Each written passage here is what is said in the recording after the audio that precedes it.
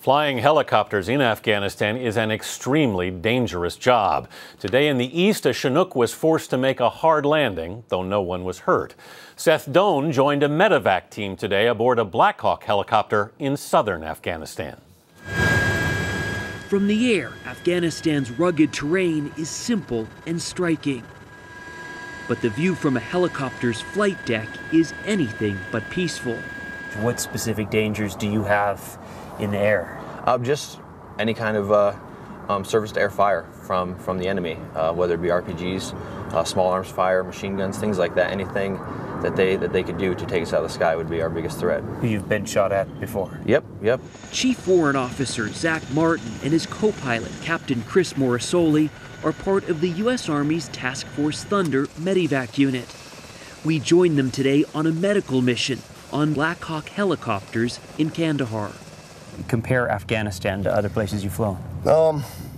Busy. Afghanistan's busy, it's hot, it's harsh, and you just got to keep your head about you at all times, because if you really do get complacent and lazy, it can grab you. This afternoon, the Medivac team airlifted 2 Afghans, seriously injured in a motorcycle accident. How common is it for you to pick up Afghans? Very common. We do, of course, all U.S. coalition forces, enemy prisoners of war, Afghan local nationals, Afghan National Army. So basically anyone in the country that needs medical evacuation, we go ahead and handle. While the priority is stabilizing patients, this weekend's helicopter incident is adding a new focus.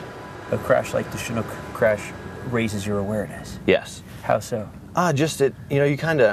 We've been here 6 months, and you just kind of get in your rhythm, and it just makes you more aware. You're like, wow, people are still dying here every day.